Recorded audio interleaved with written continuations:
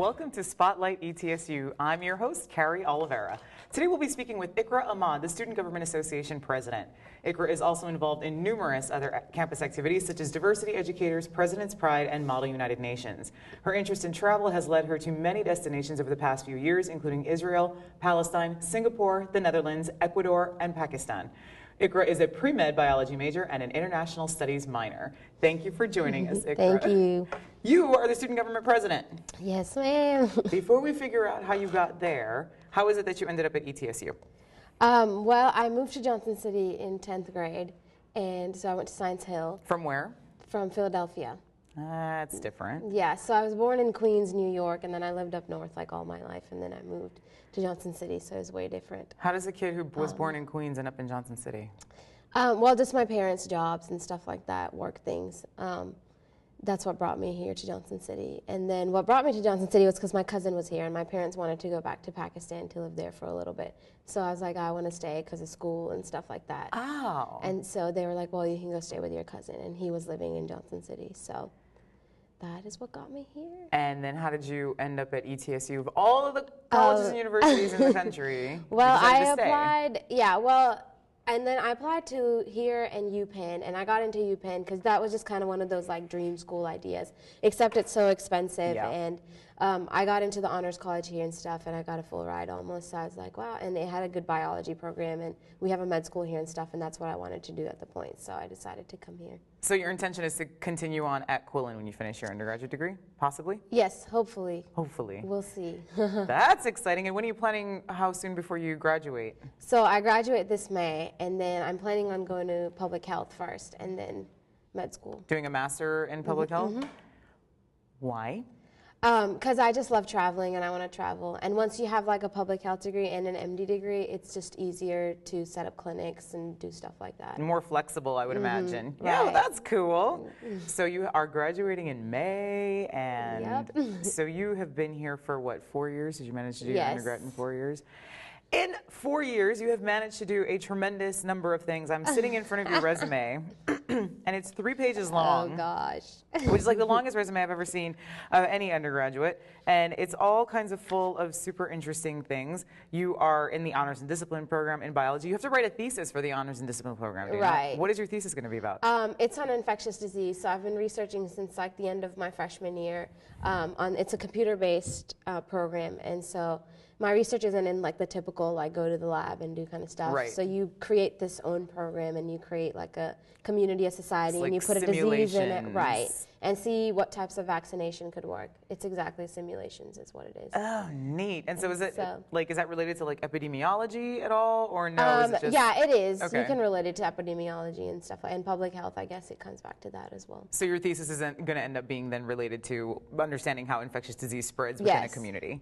Super useful. Yeah. I get really alarmed at like the Walgreens commercials, you know, where they have people on and they're like, yeah, I have shingles. I got shingles. Didn't know where that came from. I'm like, I don't even know what shingles are. Yeah. Presumably I can catch them from someone. Can I catch shingles? Yeah, I think so. Oh. I'm not exactly positive. I've never had chicken pox.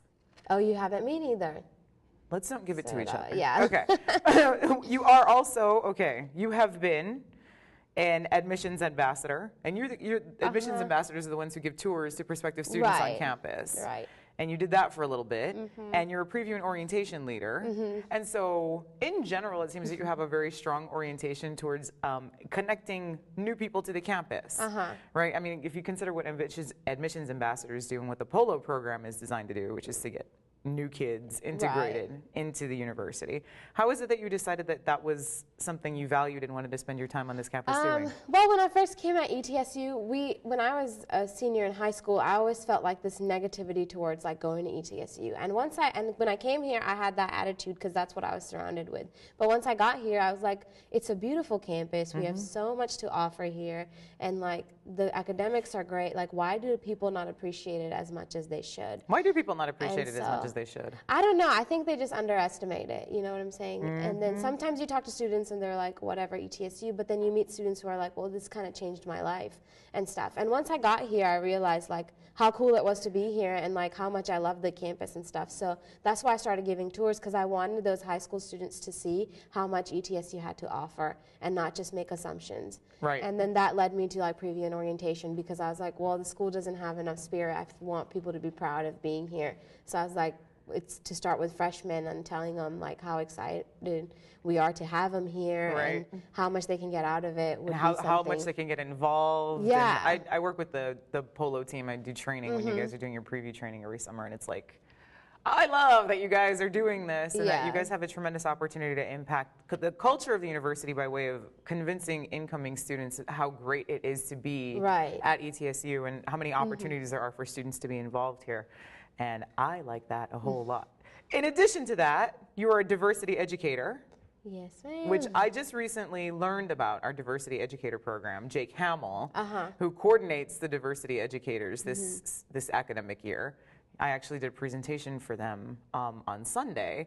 And so tell me a little bit about the Diversity Educator Program really quickly. So the Diversity Educator is basically a group of students who go through a little bit of a training and stuff on how to address diversity issues and kind of create a forum sometimes for classes. We go to classes and different events, different groups and stuff like that.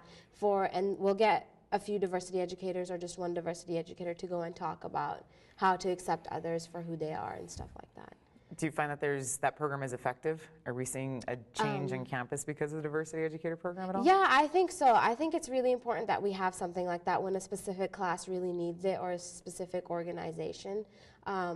Especially stuff like we'll go to fraternities and sororities and then the Roan Scholars, Honors College, stuff like that. And it's just like it's this group of people who are leaders on campus, and they need to be aware of like what type of different people we have here and like, uniqueness. How to reach everybody, not just small segments. And it's always the segments who always get reached out to if you're not being mindful of diversity. So that, and you're a medical professions advisement mentor. How do you have time for this? How? This is an actual question, because when I walked in here, I'm going to rat you out right now. When we came in here, you were studying for an exam. Yeah. So you're like, even as you're doing this interview, you're studying for an exam you have to have like right after this. And still you have time to do all of this. Plus, and we're going to come to talking about your trips here momentarily. You flit off to other countries and ride on llamas, and yet you somehow manage, and you run the university's Student Government Association. Yeah. How do you do this? Well, I've dropped a lot of things this semester because of the Student Government Association stuff. But it's just, I guess I'm just one of those people who like, I feel like it's a chain. Once you start getting involved, you get so involved and you just can't get out of it. And a lot of times people are like, you just need to take a break. But whenever summer comes around or December comes around and we have a break, I'm like, okay, I'm bored. I have to do something with my time. So it's one of those things.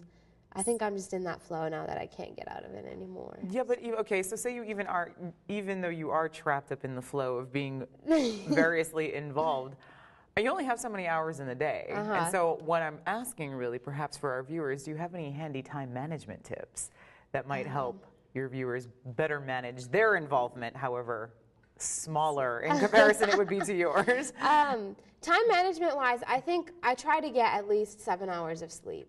And you sleep 7 hours a day. I try. Sometimes it's not. That No, doesn't sometimes happen. it's not gonna happen. It ends up being 5 or 6. But I try. That's like my main goal of the day is to get 7 hours in, because once you're energetic the whole day, you don't need a nap or anything like that. And so you can just keep on doing your stuff. And I think sleeping and eating right is like very essential, because eating will make you lazy too, I think. It's true. I spend a lot of time eating Swedish fish and pretty much candy. I like to eat candy and potato chips, and there's no good reason. My roommate, you know Shay Keen? She's I do my know roommate. Shay, So she's like extremely healthy. If she's watching this right now, she'd probably be like, you are not that healthy.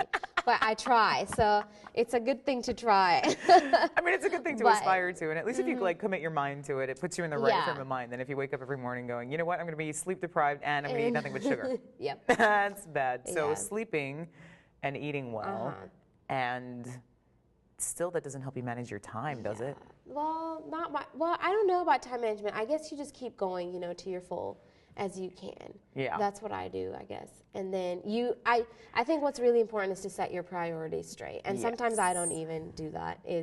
I'll be like, okay, well, I'll just study for that later, or I'll do this later, Right. but I'm going to go hang out with friends and stuff. But sometimes, and I'm one of those people who it's really hard for me to say no. So if somebody's like, let's go get lunch, I just want to talk, I'll be like, okay, let's do it. I have 9 exams I should study for I know. and like a Senate meeting to prepare for, but yeah, let's go to Alley Cat. That's cool. So I think it's one of those things for students, like, just learn how to say no and kind of like I think that's once important in a for while. lots Not of always. people. You need to have fun too. So. Yeah, no, truly. And I mean, there are self-help books on like the power of saying no and empowering your own life. I and probably need one. prioritizing. But I think it's also important that you note that you do engage in social activity also. Yeah. Like, because you can't just throw yourself into. No, you'll go crazy. Yeah, and it would be an unhappy life, I think, that if you didn't unhappy. have your social needs met. So on top of all this other stuff that you do running around on campus, we're going to come again to the SGA thing here momentarily, but you have managed to travel all over the place. And you've managed to travel in the context of a medical field trip and a study abroad and other things like that. And so what has been your favorite trip so far? Where have you been? So you've been to Israel, Palestine, Singapore, the Netherlands, Ecuador, and Pakistan. And I've had some little trips in between, but... Well, I would imagine. I feel like you can't sit still, possibly. No. What's been your favorite trip?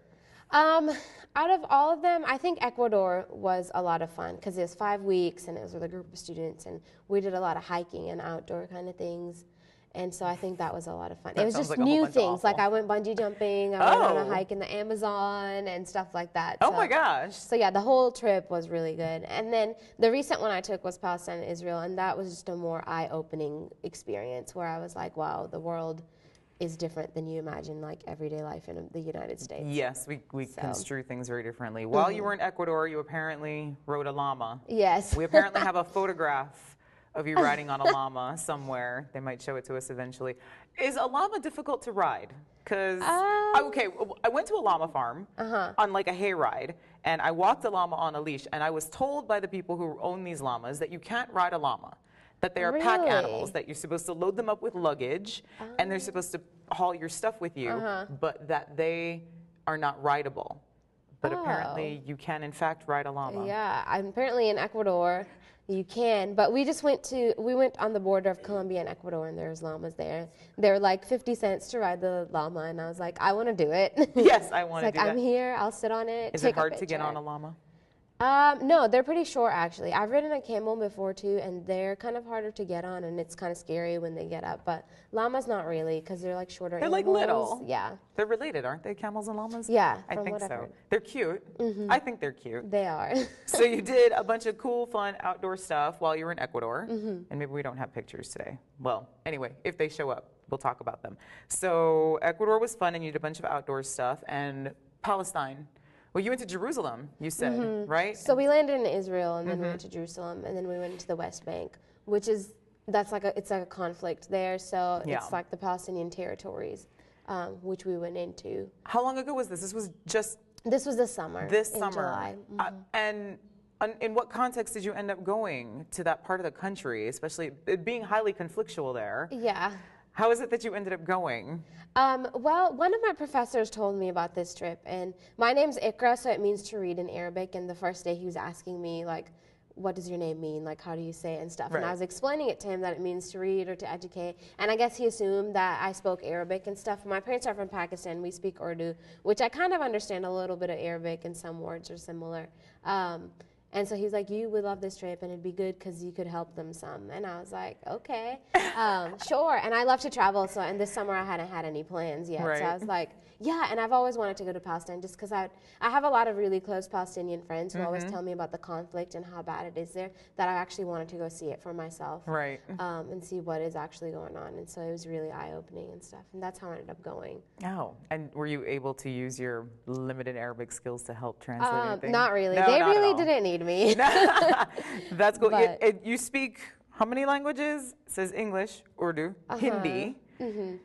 You speak some Spanish also, Yeah. and some Arabic. Yeah. So Spanish is just like going from Ecuador, and I've taken a couple of classes. So you're functional though. Yeah, I could like go and like communicate with a few people. I wish I could. I'm so envious of people who are musical and who can learn languages.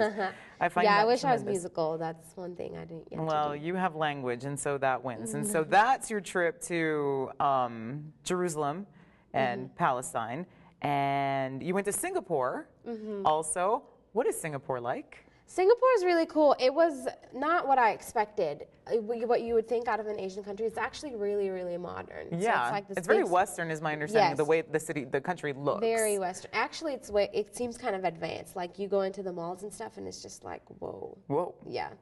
And people are just like on this like go, like they're shopping, they're doing everything, and it's just crazy. And we were in the city, so like we stayed in a really sketchy hostel because it was like cheaper, and the school was paying for it, so we had like a budget kind of to go around. So it was just interesting. It was quite different than what I was thinking of. What was the objective of that trip?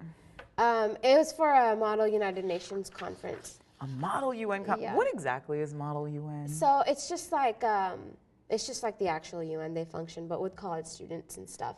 And this one is through Harvard. They do it in a different country every year. Oh. So my roommate Shaquille and I were the first two who went to Singapore, and we went around school like asking different departments to like help and stuff like that. And we ended up getting enough funding to go. So you ended up getting a lot of support from the campus then. Right, for you to be able and to the fund honors trip. college and stuff that's like so that. Cool. So That it makes was me really very happy. nice. And so the year after, we went to Vancouver, which was last year in March. I love Canada. And so Vancouver was exciting too. And then we took 7 people. Sweet. So the organization's been growing, which is kind of cool. And now they're going to Australia, but I won't be able to go, unfortunately. How has traveling helped? So in the end, your career objective is to be a physician, yes?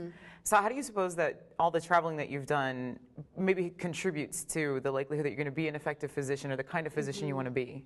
I just think, I tell this to everyone. Whoever asks me, hey, what's one thing you think I should do in my college life? And I'm like, travel. It's just really an eye-opening experience. You get to, it's just a weird thing that I don't even know how to explain it, but you get this idea of like, hey, people are different, but essentially we're all the same, and you learn to respect others and stuff like that. And whenever we have like drama in SGA too, like I'll be like, you guys all need to just go travel and Go see life.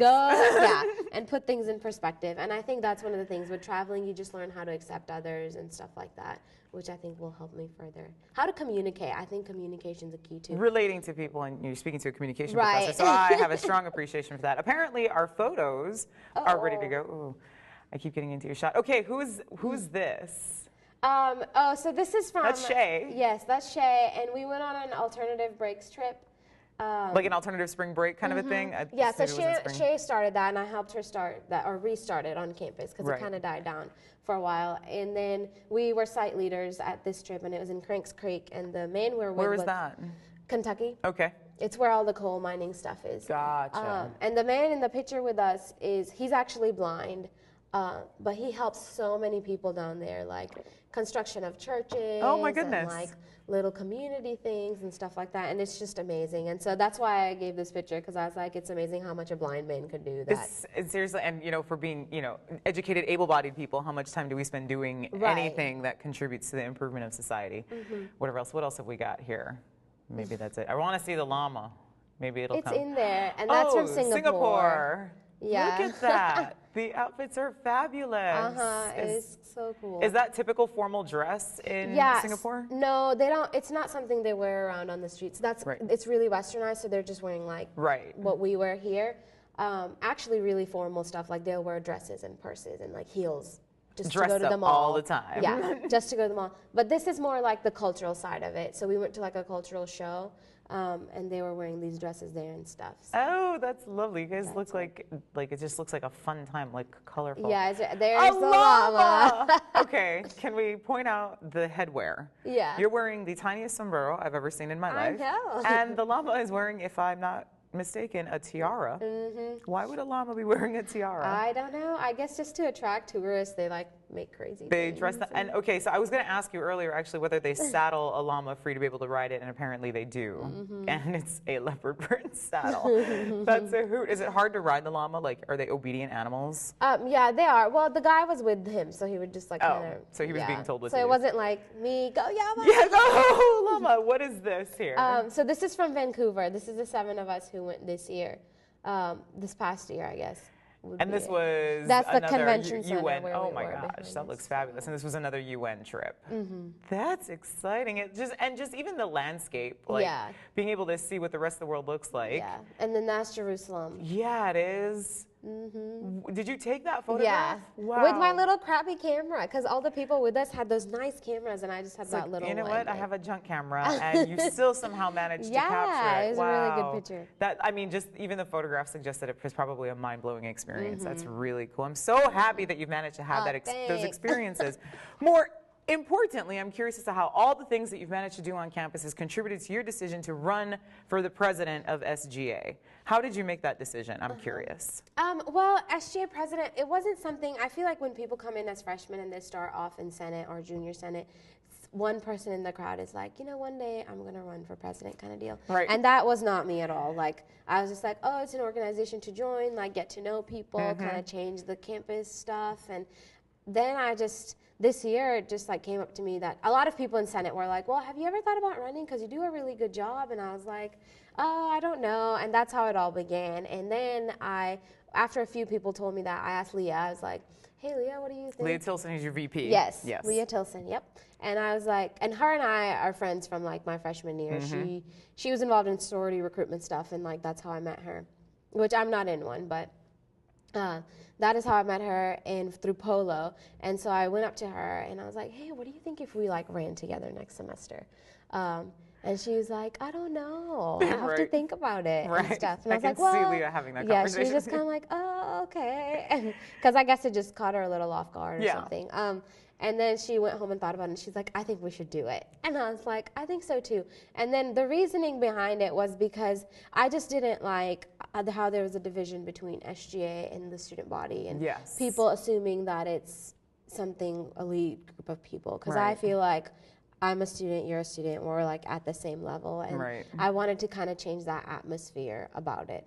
And do you think that you've managed to do that? Wait, first of all, let's just pay note to the fact that you were the first female SGA president in something like 12 years. Yeah, 10 or 12, something like that. And you are the first woman of color who's ever had the position. So I think that is noteworthy unto itself. Yeah. And it's incredibly, does that say something to you about the student body here that you were elected? Because your opponent was a white male. Right. Right. Right. And so. Yeah, it does, because when I was running, a lot of my really close friends would be like, hey, you know, just keep in mind it's East Tennessee, and people will probably not vote for you just because you're a female or just because you're from a different race. Right. And I was fine with that. I was like, it's okay, you know. Even campaign week itself, in the end, I was like, even if I don't win, it's been such a learning experience just to kind of go through that. And so, but I won, and it kind of really spoke out to me like what the student body is all about, and they looked beyond that. You know? Yeah, they wanted And something, so- clearly wanted something different than So we can, the same different than kind the of administration. usual. Yeah, the same kind of administration that has always existed. Yeah. So you alluded to the fact that your priority is to sort of close the gap between the SGA and the student body, and how are you working to do that? Well, when we were running on my platform, I was like, if I'm in there, like my door will be open, like I'll never close it. So we've done that. I haven't closed it yet. And some people from SGA are like, dude, if you have to do something, just close your door. And I'm like, no, I said it. And I was said like, it, I'm committed no, I to it. can't. Yeah. Yeah. And stuff like that. And we've told organizations to come in the office and chill. We used to have this thing about where only SGA people can be in the office and stuff like that, but it's the student government office, and they can be in there too. And if they ever want to talk to any of the senators, like we always have senators hanging around in there and stuff. So we've been trying to help with that. Also, just creating a nicer environment. When we went through training and stuff, Leah and I really tried to emphasize the fact that you need to be nice and more accepting and stuff like that. Nice goes a long way to doing all kinds of things. It does. It greases the wheels in human interaction. So yeah, and Leah and I are really laid back people, both of us are. Yes. So we're not like, you have to do this legislation, this time, constitutional rules, stuff like that. We're just like, if you make a mistake, it's okay, we all do, you know, we'll learn it and go through it together. And really what we're just trying to do is create a school that Right. is great for everybody, that everybody can benefit from and enjoy the experience of being here. So what are the SGA's priorities this year? What cool things are going on that the SGA is coordinating or that you want students to know about or whatever? Well, we helped coordinate Welcome Week in the beginning of the school year with the Josh Turner concert, and that went great. And then we had another concert, and then we had homecoming, and then next semester to look forward, we have a survey going out in a week or two for the ACT for next semester. For the spring concert. Yes, and it's supposed to be a big act or 2-3 acts and something. So I would encourage students to like go and vote. So we have a concert survey coming up. They'll get an email saying Good. that you can go online and. How much does that actually take into consideration? I've had a lot of students ask me, like, I voted for such and such, and this is the act that came, and I'm like, dude, it's a vote, right? I mean, just because you voted for something doesn't mean that that was the majority vote. And so how, in the end, does the process of selecting the acts for the concerts work? So how we work it out is usually before we even put up the survey, we'll put people on the survey that are in our price range. We won't put something that is outrageous. Astronomical. Yeah, right. like I really wanted Coldplay, but they were $500,000 or something crazy like that. So they're just out of the question. So we're not going to put them on the survey. Right.